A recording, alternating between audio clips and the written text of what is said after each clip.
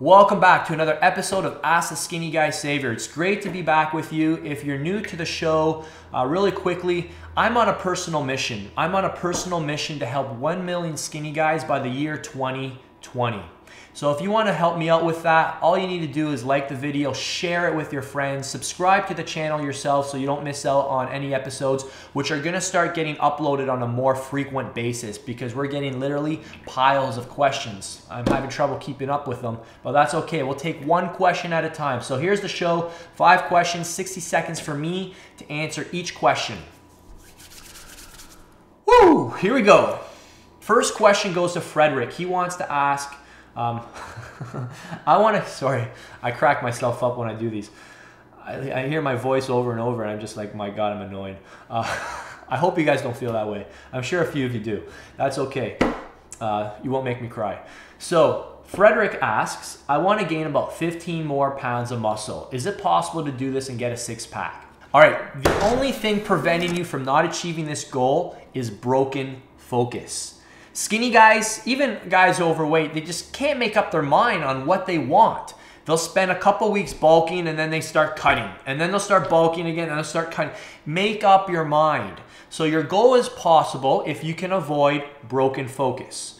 So here's what this is going to look like. You need to spend the next couple months bulking up. If you're at 150 right now, I always recommend to overshoot your goal ripped look by about 10 to 15 pounds. So if you want to be a shredded 165, 6-pack abs, 165, then you need to bulk up from 150 to 175, 180. And then right around there, you'll see that, okay, I need to start cutting. You're going to spend a couple months cutting, and then you're going to have what you wanted. You're going to have 15 pounds of more muscle, and you're going to have abs. The only way you're going to do it is in a 2-phase process though, okay?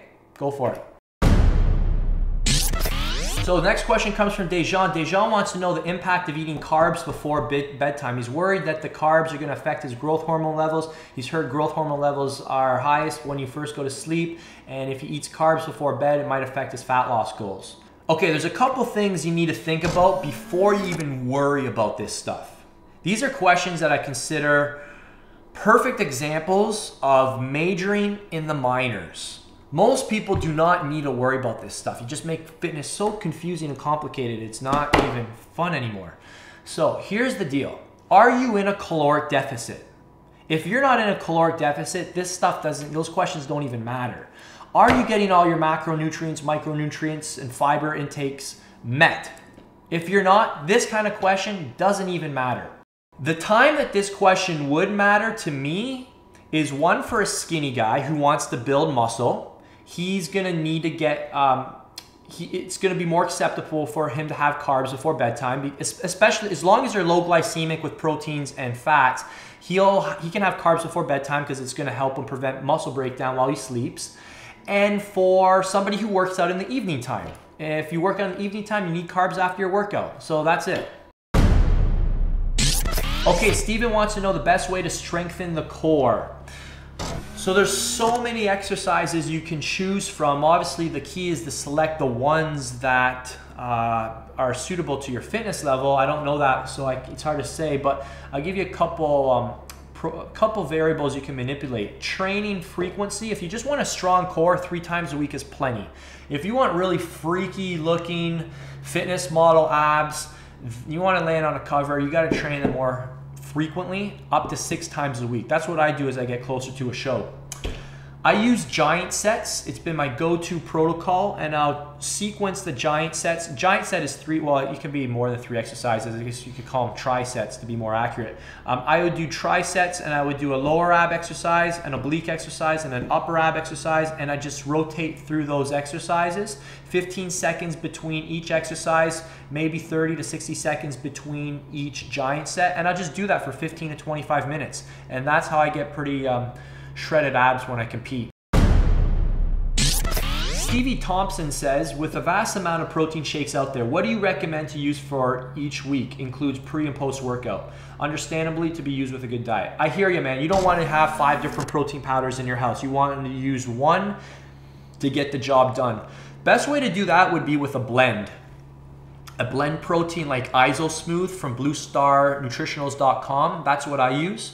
And their stuff is all CGMP certified, so it's made in a government audited facility, so you know you're getting what you pay for and what it actually says on the bottle. I've had great experience with that.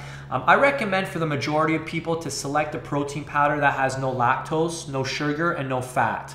An elite kind of protein like that. That would be probably the best bang for your buck if you could only choose one. And then don't worry about all the other ones. For me, I just have one protein shake a day. That's post-workout. The only exception to that is in emergency situations, if it's just an extremely busy day and I can't keep up to my whole food meals.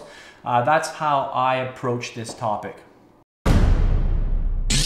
Okay, next question comes from Brian Perez. Brian asks, is it possible to gain 10 pounds of muscle by eating 5 meals a day with plenty of water and focusing in the gym around a span of 1 month? Is it possible to gain 10 pounds in 1 month? This depends on a few things. First thing I'd like to say is I would never limit somebody's human spirit to achieve a goal like this. You'll hear a million naysayers on YouTube and all over the internet say, it's impossible, that's horrible advice. You know what? Who are you to say that? There are guys who've experienced dramatic body transformations in a short period of time.